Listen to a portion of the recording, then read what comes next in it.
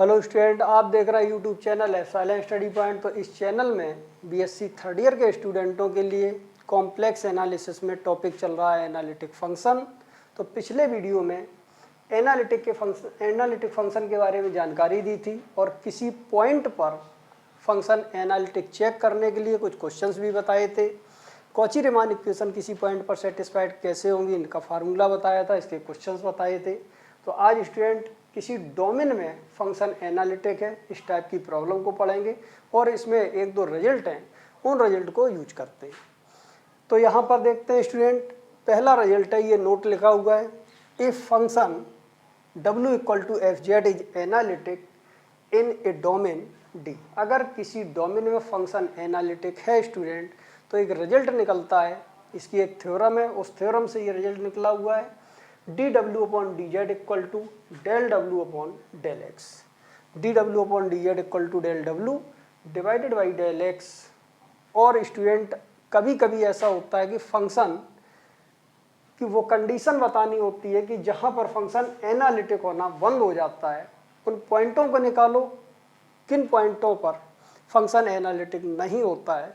तो स्टूडेंट यहाँ पर जो सेकंड रिजल्ट है उसको देखते हैं, लिखा है the function w equal to F Z ceases to be analytic when D Z upon D W equal to 0। यानी फंक्शन एनालिटिक होना समाप्त हो जाए, वो पॉइंट निकाल करके अगर हमें निकालने हैं तो कैसे निकल के बाहर आएंगे स्टूडेंट।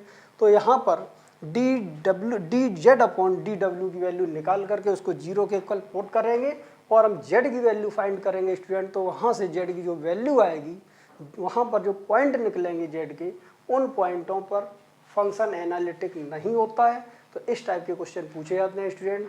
तो यहाँ पर एक क्वेश्चन लेके चलते हैं, लिखा हुआ है prove that the function E power X cos by plus I sine by is analytic and find its derivative.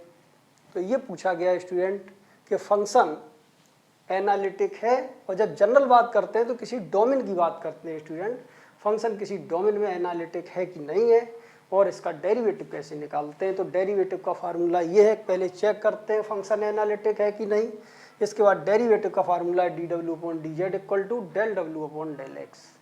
तो सबसे पहले एनालिटिक प्रूव करने के लिए हमने पॉइंट लिखवाए थे कि जो पार्शियल डेरिवेटिव्स होते हैं वो कंटिन्यूअस हो और कॉची रीमान इक्वेशन सेटिस्फाइड हो तो हम कहेंगे फंक्शन एनालिटिक है।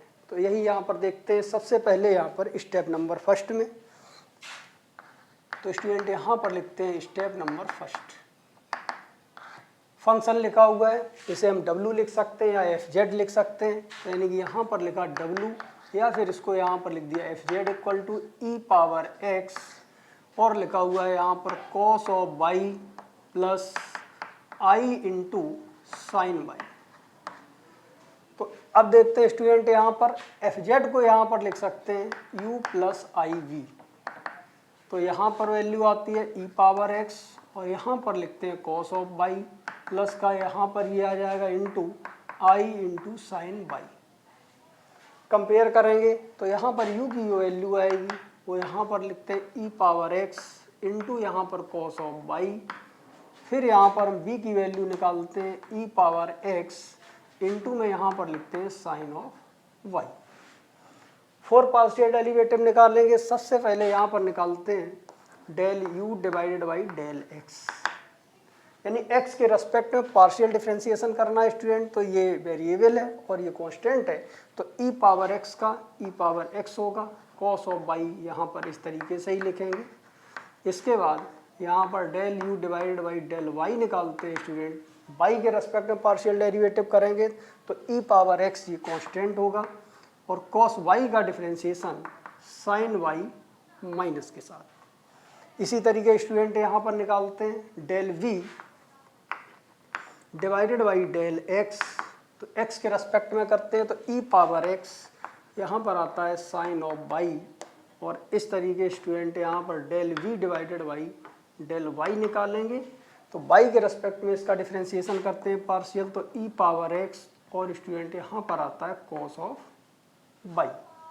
तो इस तरीके से अब यहाँ पर देख रहे हैं कॉची रीमान इक्वेशंस को तो स्टूडेंट यहाँ पर कॉची रीमान इक्वेशंस जो होती हैं तो उनको यहाँ पर लिखते हैं। तो यानी कि यहाँ पर लिखा 10 डेल यू और डेल एक्स, यहाँ पर del V upon del Y.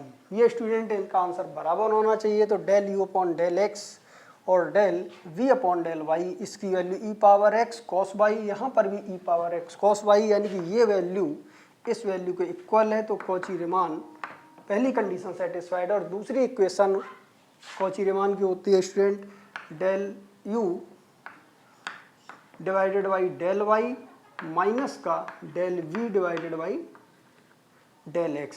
तो यानी कि del U upon del Y, इसकी वैल्यू है minus e power X into sine Y.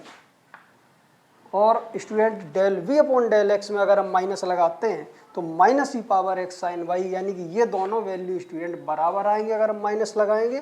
तो इसका मतलब है कॉची रीमान इक्वेशन यहाँ पर सेटिस्फाइड है। तो आगे देखते हैं स्टूडेंट इसे।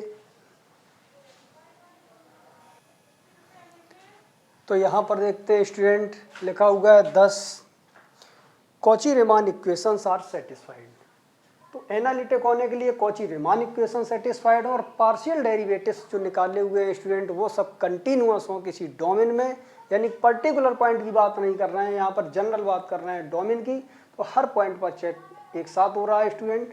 तो यहाँ पर जो पार्शियल डेरिवेटिव निकले उसमें ई पावर एक्स है कॉस है, ई पावर एक्स है साइन है, ई पावर एक्स कॉस है और ई पावर एक्स साइन है स्टूडेंट। तो हमें मालूम है ई पावर एक्स का जो ग्राफ होता है स्टूडेंट वो इस तरीके का होता है।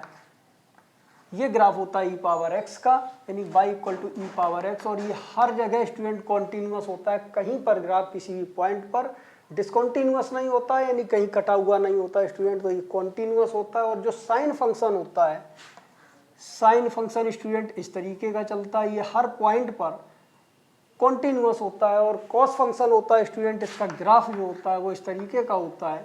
तो इस तरीके से कॉस भी कॉन्टिन्यूअस फंक्शन होता है। और स्टूडेंट अगर हमें मालूम है कि ये ई पावर एक्स है, साइन फंक्शन है, कॉस फंक्शन, ये सभी कॉन्टिन्यूअस होते हैं, लेकिन अगर दो फंक्शन कॉन्टिन्यूअस हैं तो उनको हम ऐड करें तो जो ऐड करने पर आंसर आएगा वो भी कॉन्टिन्यूअस, सब्ट्रैक्ट करें दो कॉन्टिन्यूअस का तो सब्ट्रैक्शन भी जो आंसर आएगा वो कॉन्टिन्यूअस होगा।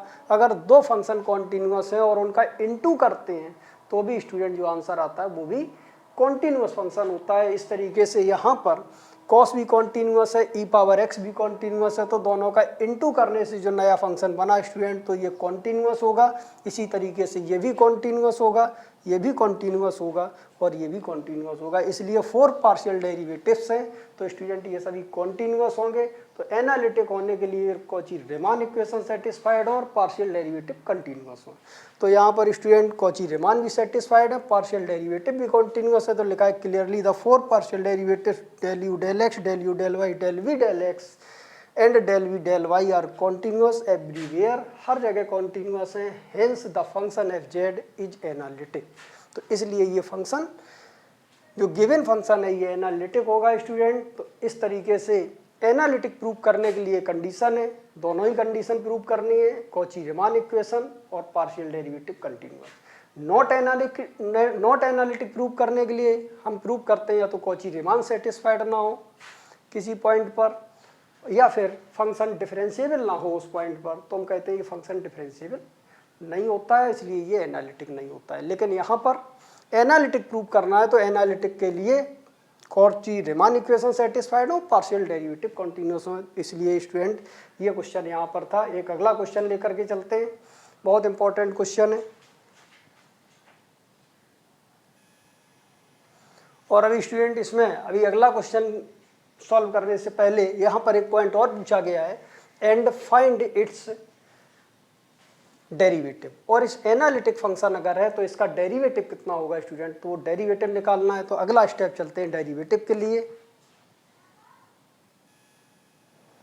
तो अब स्टूडेंट यहाँ पर इसका डेरिवेटिव निकालना है, यानी कि एफ जेड इक्वल टू लिखा है या डब्ल्यू इक्वल टू लिखा है e power X cos Y plus I sine Y. U और वी की वैल्यू यहाँ पर अलग अलग इक्वेट की है। तो स्टूडेंट यहाँ पर इसका डेरिवेटिव निकालना है तो डेरिवेटिव डब्ल्यू का होगा जेड के रेस्पेक्ट में D W upon D Z. लेकिन स्टूडेंट हमें मालूम है ये क्वांटिटी जेड में नहीं है।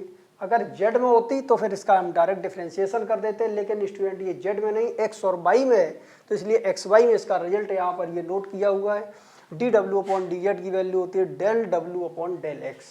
तो इस तरीके से यहाँ पर लिखते हैं student del W divided by यहाँ पर लिखते हैं डेल एक्स, और इसे सॉल्व करते हैं तो इक्वल टू यहाँ पर लिखा डेवर ओवर डेवर एक्स। तो डब्ल्यू की वैल्यू स्टूडेंट यहाँ पर लिख दी यू प्लस आई वी। तो इस तरीके से यहाँ से आ जाएगा del U divided by del X plus का यहाँ पर लिखते हैं I del V divided by del X. Value put up करते हैं स्टूडेंट, तो यानी कि यहाँ पर डेल ओवर डेल एक्स और यहाँ पर u की वैल्यू आ जाएगी e power x cos y। तो इस तरीके से यहाँ पर लिखते हैं e power x cos of y plus फिर यहाँ पर लिखते हैं i del of del x partial derivative x के रेस्पेक्ट में v का करेंगे स्टूडेंट, तो यहाँ पर e पावर x और ये लिखा हुआ है यहाँ पर साइन y। इस तरीके स्टूडेंट x के रेस्पेक्ट में पार्शियल करेंगे तो यहाँ पर e पावर x का e पावर x होगा, cos y कांस्टेंट होगा, प्लस का यहाँ पर लिखते हैं i। इसका x के रेस्पेक्ट में करेंगे तो ये वेरिएबल होगा e पावर x का डिफरेंशिएशन e पावर x, और साइन y कांस्टेंट होगा।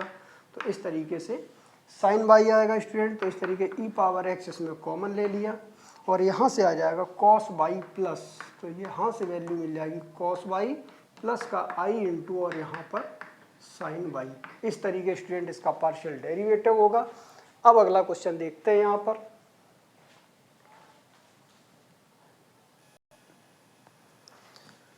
तो स्टूडेंट अब यहाँ पर एक अगले क्वेश्चन की बात करते हैं। लिखा हुआ है for what value of Z the function w defined by the equation z equal to sine H U hyperbolic sine U into cos B plus I hyperbolic cos U into sine V ceases to be analytic where w equal to U plus I V. यानी कि हमें z की वो value निकालनी है, यानी वो value निकालनी है z की जहाँ पर function ceases to be analytic, यानी कि फंक्शन एनालिटिक होना समाप्त हो जाए। उन पॉइंटों को निकालना है जहाँ पर फंक्शन एनालिटिक होना समाप्त हो जाए।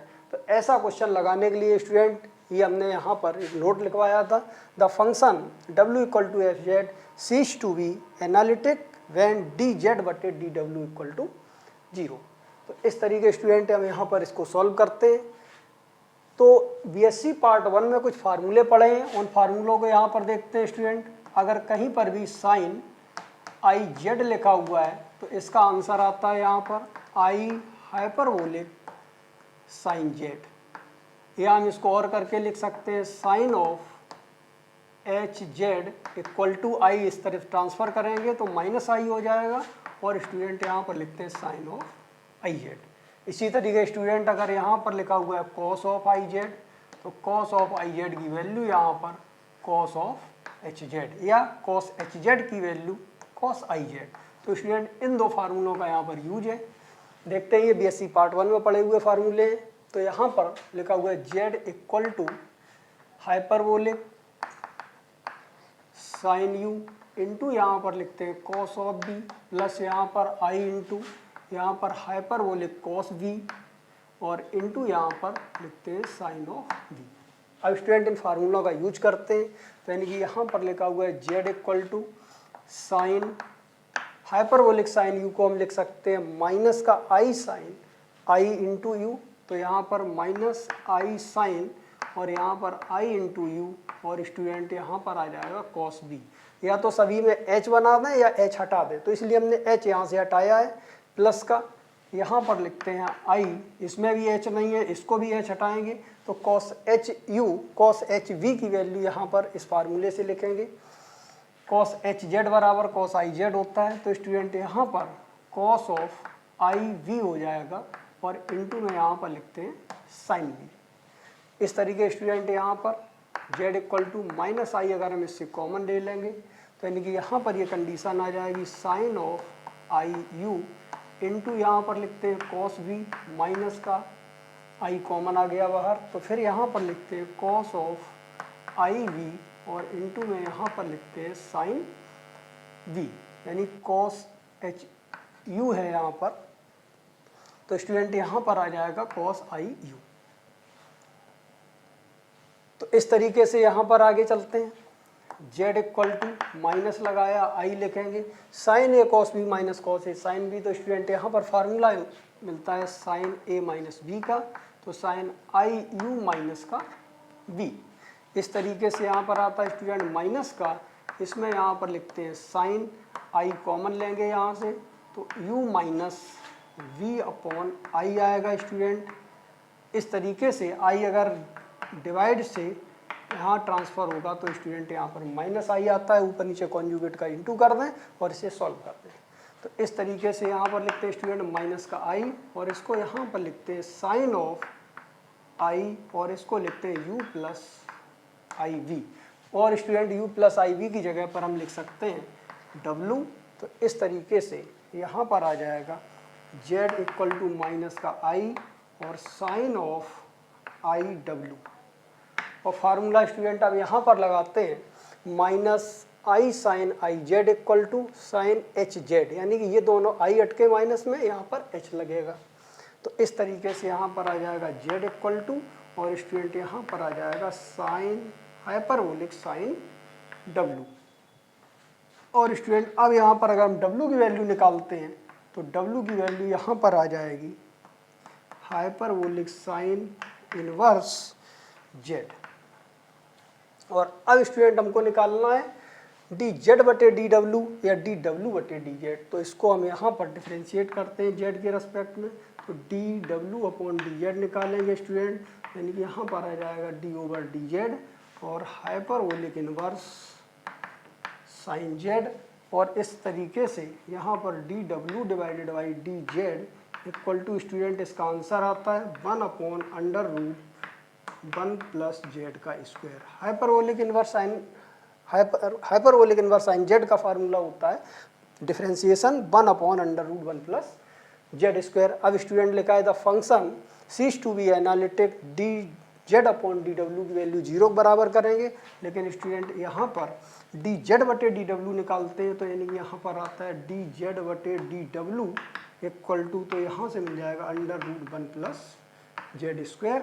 अब आगे चलते हैं यहाँ पर।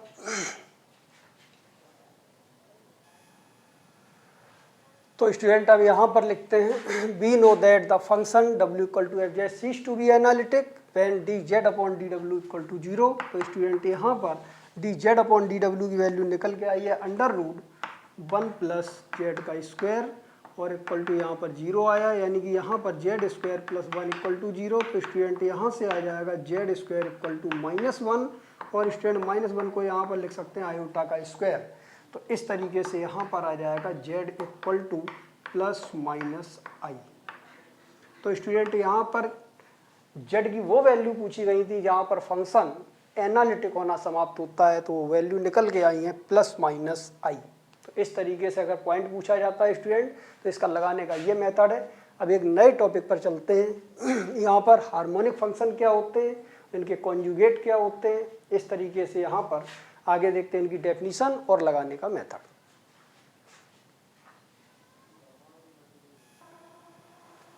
तो स्टूडेंट अब यहाँ पर एक नए टॉपिक पर आते हैं, लाप्लास इक्वेशन। लाप्लास इक्वेशन क्या होती है स्टूडेंट, डेल स्क्वायर यानी कोई भी फंक्शन है एक्स वाई का, उसमें डेल स्क्वायर अगर वो फंक्शन का डेल स्क्वायर 0 हो जाता है तो हम कहेंगे वो फंक्शन लाप्लास इक्वेशन को सेटिस्फाइड करता है। डेल स्क्वायर की वैल्यू होती है स्टूडेंट डेवर 2 अपॉन डेवर एक्स स्क्वायर प्लस डेवर 2 अपॉन डेवर वाई स्क्वायर। तो यहाँ पर लिखा हुआ है student Laplace equation the equation del square 5 divide by del X square plus डेवर 2 5 अपॉन डेवर वाई स्क्वायर इक्वल टू 0, या फिर हम इसको शॉर्ट में लिखते हैं डेल स्क्वायर 5 इक्वल टू 0। इसी का नाम है स्टूडेंट लाप्लास इक्वेशन। इसमें जो डेल स्क्वायर है इसकी वैल्यू यहाँ पर ये ऑपरेटर होता है, इसकी वैल्यू होती है डेवर 2 अपॉन डेवर एक्स स्क्वायर प्लस डेवर 2 अपॉन डेवर वाई स्क्वायर, इसको कहते हैं लाप्लासियन ऑपरेटर।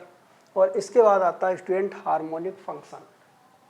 कोई भी फंक्शन हो, इस फंक्शन को हार्मोनिक अगर हमें प्रूव करना है तो इसका फर्स्ट और second order partial derivative continuous हो और लाप्लास इक्वेशन अगर सेटिस्फाइड है तो हम कहेंगे ये फंक्शन हार्मोनिक होगा। जैसे कोई फंक्शन u एक्स वाई में है, इसका हम पार्शियल डेरिवेटिव फर्स्ट और सेकंड ऑर्डर का निकालते हैं, तो फर्स्ट ऑर्डर का पार्शियल डेरिवेटिव होता है स्टूडेंट डेवर u अपॉन डेवर एक्स डेवर यू अपॉन डेवर वाई। सेकेंड ऑर्डर का पार्शियल डेरिवेटिव है डेवर टू यू अपॉन डेवर एक्स स्क्वायर डेवर टू यू अपॉन डेवर वाई स्क्वायर। अगर ये सभी चारों पार्शियल डेरिवेटिव फर्स्ट और सेकेंड ऑर्डर के कॉन्टिन्यूअस हों और लाप्लास इक्वेशन सेटिस्फाइड हो, यानी del square U equal to 0, तो हम कहेंगे स्टूडेंट ये फंक्शन हार्मोनिक होता है। तो यहाँ पर चलते हैं, लिखा हुआ है a function U X Y is said to be harmonic function if first and second order partial derivatives of u are continuous and del square u equal to 0।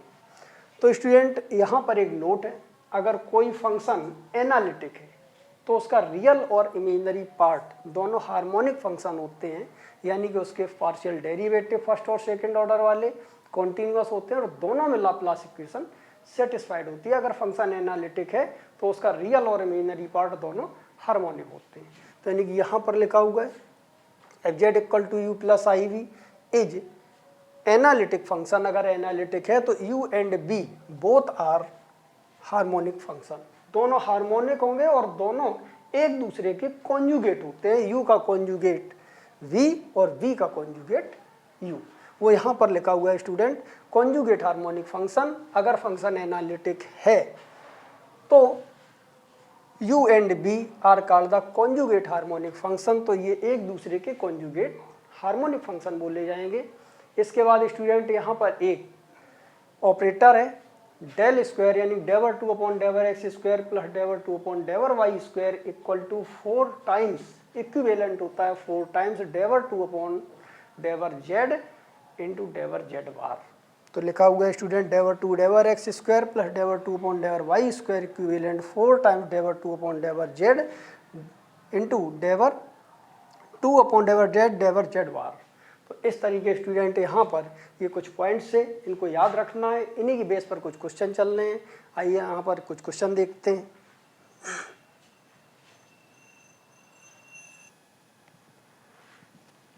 तो स्टूडेंट यहाँ पर लिखा है so that the function u equal to X cube minus 3x Y square is harmonic. इसको harmonic prove करना है and find the corresponding analytic function, और इसमें हमें इसका करस्पॉन्डिंग एनालिटिक फंक्शन निकालना है, यानी एफ जेड की वैल्यू निकालनी है। तो यहाँ पर देखते हैं स्टूडेंट गिवन है u equal to X cube minus 3x into Y का स्क्वायर। तो सबसे पहले हार्मोनिक प्रूव करना है, फिर एनालिटिक फंक्शन निकालना है। तो इसका स्टेप नंबर फर्स्ट चलते हैं। तो स्टूडेंट यहाँ पर हार्मोनिक फंक्शन में फर्स्ट और सेकंड ऑर्डर पार्शियल डेरिवेटिव की ज़रूरत पड़ती है।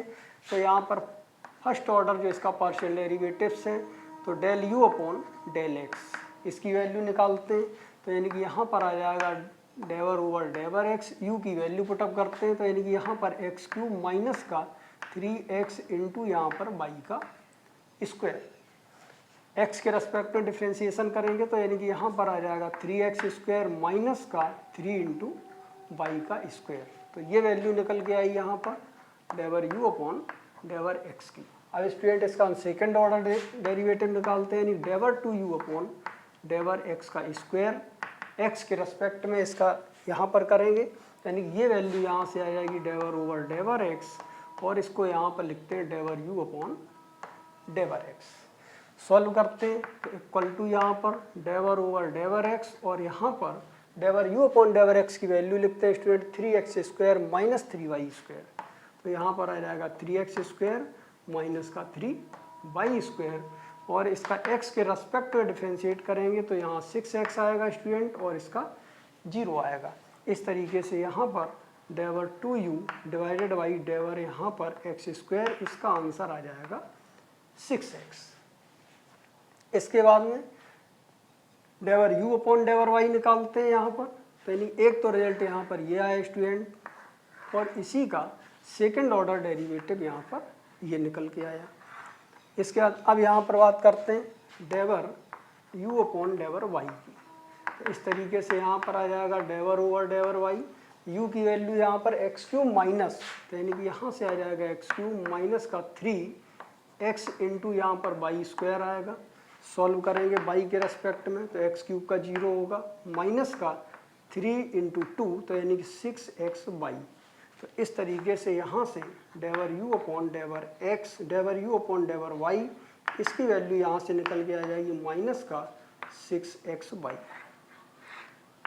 अब स्टूडेंट इसका सेकंड पार्शियल डेरिवेटिव निकालते हैं, तो यानी यहाँ पर डेवर 2u डिवाइडेड बाई डेवर बाई का स्क्वायर इक्वल टू, यानी बाई के रेस्पेक्ट में इसका दोबारा करेंगे, यानी कि यहाँ से वैल्यू आ जाएगी डेवर ओवर डेवर वाई, और इसको लिखते हैं डेवर यू अपॉन डेवर वाई। तो सॉल्व किया यहाँ पर डेवर ओवर डेवर वाई, और डेवर यू अपॉन डेवर वाई स्टूडेंट लिखा हुआ है माइनस का 6xy, तो यानी कि यहाँ लिखते हैं माइनस 6xy।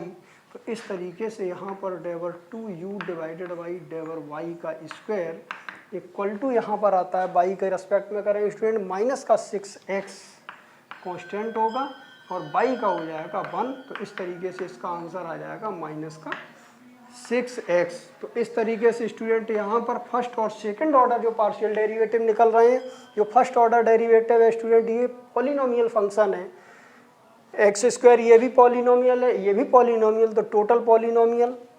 यहाँ पर भी देखते हैं ये भी पॉलिनोमियल है, एक्स पावर 1 और वाई पावर 1, और इस तरीके से सेकंड ऑर्डर का देखते हैं तो 6x ये भी पॉलिनोमियल है, और डेवर 2 अपॉन डेवर वाई स्क्वायर स्टूडेंट ये भी पॉलिनोमियल है। जो पॉलिनोमियल फंक्शन होते हैं ये हमेशा कॉन्टीन्यूअस होते हैं स्टूडेंट। तो इस तरीके से ये 4 पार्शियल डेरिवेटिव है फर्स्ट ऑर्डर और सेकंड ऑर्डर की, ये कॉन्टीन्यूअस है। अब हमें आगे देखना है यहाँ पर कि डेल स्क्वायर यानी कोची डेल स्क्वायर यानी लाप्लास इक्वेशन और सेटिस्फाइड हो जाए, तो यहाँ पर नोट करते हैं स्टूडेंट।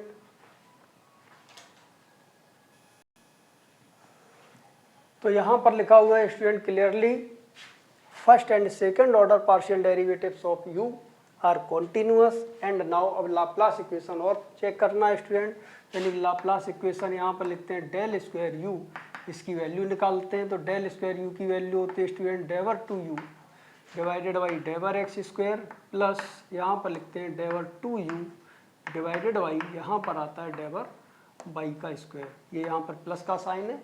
इसके बाद यहाँ पर सॉल्व करते हैं इक्वल टू डेवर 2u अपॉन डेवर एक्स स्क्वायर की वैल्यू स्टूडेंट यहाँ पर ये लिखी हुई है 6x, इसके बाद प्लस डेवर 2u अपॉन डेवर वाई स्क्वायर की वैल्यू लिखी हुई है माइनस का 6x। तो इस तरीके स्टूडेंट यहाँ पर ये कैंसिल होगा, तो इस तरीके से यहाँ पर del square u equal to 0। तो यानी कि लाप्लास इक्वेशन भी सेटिस्फाइड है स्टूडेंट, और first and second order partial derivative continuous है, therefore u is harmonic function. तो यहाँ पर लिख सकते हैं hence u x, y is harmonic function.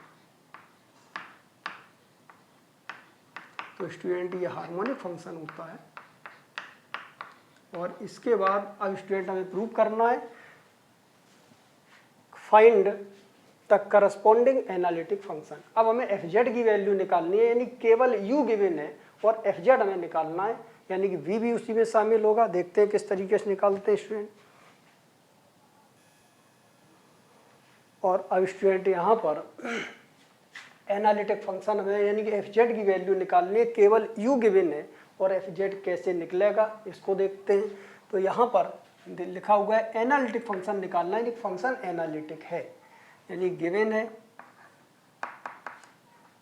Given fz equal to u plus I V is analytic, ये एनालिटिक है। तो एनालिटिक है, लेकिन निकालेंगे कैसे इसको? जो फंक्शन एनालिटिक होता है स्टूडेंट तो कॉची रीमान इक्वेशन उसमें सेटिस्फाइड करती हैं। तो एनालिटिक है तो देन हम यहाँ पर लिख सकते हैं del U divide by del X equal to del V divided by del Y. फिर यहाँ पर लिख सकते हैं del U divided by del Y equal to student minus का del V divided by del X, और इसको डालते हैं यहाँ पर इक्वेशन नंबर 1।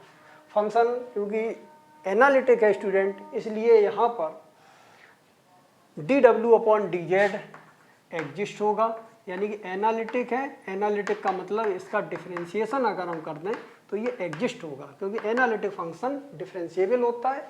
तो इस तरीके से यहाँ पर एफ डैश जेड, या हम इसको इस तरीके से लिख सकते हैं डी डब्ल्यू बटे डी जेड। तो स्टूडेंट ये एग्जिस्ट होगा, और ये एग्जिस्ट होगा तो इसकी वैल्यू जो होती है वो डेवर डब्ल्यू अपॉन डेवर एक्स के इक्वल होती है। तो इस तरीके से यहाँ पर निकाल सकते हैं student F dash Z equal to डेवर ओवर डेवर एक्स, और डब्ल्यू की वैल्यू यहाँ पर हम यूज करेंगे यू प्लस आई बी। तो इस तरीके से यहाँ पर आ जाएगा स्टूडेंट डेवर यू अपॉन डेवर एक्स प्लस का आई इंटू, और यहाँ पर लिखते हैं डेवर वी अपॉन डेवर एक्स। फिर स्टूडेंट यहाँ पर लिखेंगे डेवर यू अपॉन डेवर एक्स प्लस आई इंटू डेवर वी अपॉन डेवर एक्स, क्योंकि फंक्शन एनालिटिक है इसलिए हमें, लेकिन यू की वैल्यू केवल हमें गिवन है, वी नहीं मालूम है, तो हम इन इक्वेशन से v की वैल्यू को u में कन्वर्ट करते हैं। तो यानी डेवर v अपॉन डेवर x की वैल्यू हो जाएगी स्टूडेंट माइनस का डेवर u अपॉन डेवर y। तो यानी कि यहाँ पर पुटअप करते हैं माइनस डेवर u अपॉन डेवर y। तो इस तरीके से यहाँ पर आ जाएगा student f dash Z equal to डेवर ओवर डेवर x, और u की वैल्यू यहाँ पर लिखते हैं एक्स क्यूब माइनस का 3x वाई स्क्वायर, यानी कि यहाँ पर लिखते हैं एक्स क्यूब माइनस का 3x इंटू वाई का स्क्वायर, और इस तरीके से माइनस का यहाँ पर लिखते हैं आई, फिर यहाँ लिखते हैं डेवर ओवर डेवर वाई, और u की वैल्यू स्टूडेंट यहाँ पर X cube minus 3x Y square, X cube minus का 3x इंटू वाई का स्क्वायर, और इसको सॉल्व करते हैं यहाँ पर। यानी कि यहाँ से मिल जाएगा F dash Z equal to आ जाएगा एक्स के रेस्पेक्ट में डिफ्रेंशिएशन करेंगे स्टूडेंट, तो 3x स्क्वायर माइनस का यहाँ से वैल्यू आ जाएगी 3y स्क्वायर, और इसके बाद यहाँ पर लिखते हैं माइनस का i डेवर ओवर डेवर, यहाँ पर लिखते हैं y, इसको हम y के रेस्पेक्ट में करेंगे डिफ्रेंशिएट, तो ये 0 हो जाएगा स्टूडेंट, यहाँ से आ जाएगा माइनस का 6xy। तो इस तरीके से यहाँ पर लिखेंगे, 3 कॉमन ले लिया स्टूडेंट, तो यहाँ पर आ जाएगा एक्स स्क्वायर माइनस का वाई का स्क्वायर, और यहाँ पर लिखते हैं प्लस का 6i इंटू 2i इंटू, और इसको लिखते हैं यहाँ पर xy। तो इस तरीके से यहाँ पर स्टूडेंट यहाँ पर लिखते हैं 3, और ये हम इसको लिख सकते हैं x प्लस आई वाई का होल स्क्वायर। अगर होल स्क्वायर तोड़ेंगे एक्स स्क्वायर, इसका स्क्वायर करेंगे student minus Y square, 2ab लगाएंगे तो ये आएगा। तो इस तरीके से यहाँ पर एफ डैश जेड निकल के आया है। तो एफ डैश जेड की वैल्यू यहाँ पर लिखते हैं 3x plus I Y, student ये कॉम्प्लेक्स नंबर z होता है, तो इस तरीके से जेड स्क्वायर निकला। तो एफ डैश जेड को यहाँ पर नोट करते हैं, देखते हैं आगे। तो यहाँ पर स्टूडेंट एफ डैश जेड को लिख सकते हैं D F Z divided by, यहाँ पर लिखते हैं डी जेड इक्वल टू, इसकी वैल्यू यहाँ पर आ जाएगी 3 इंटू जेड स्क्वायर, यानी कि यहाँ पर एफ जेड की वैल्यू निकालते हैं तो स्टूडेंट यहाँ पर आ जाएगी 3z स्क्वायर इंटू यहाँ पर डी जेड। तो इस तरीके से यहाँ पर एफ जेड इक्वल टू यहाँ पर आ जाएगा इसका integration Z cube plus Z cube upon 3 cancel हो जाएगा स्टूडेंट, इसके बाद कांस्टेंट ऑफ इंटीग्रेशन, तो यानी कि एफ जेड बराबर जेड क्यूब प्लस सी आएगा।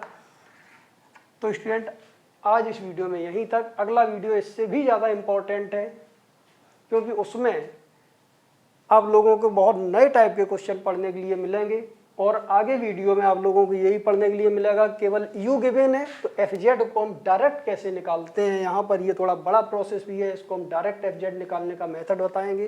तो आज इस वीडियो में स्टूडेंट यहीं तक। सभी स्टूडेंट इस वीडियो को लाइक कर दें, शेयर कर दें और सब्सक्राइब कर दें, ताकि हमारे आने वाले हर वीडियो की नोटिफिकेशन सभी स्टूडेंटों को मिल सके। That's all.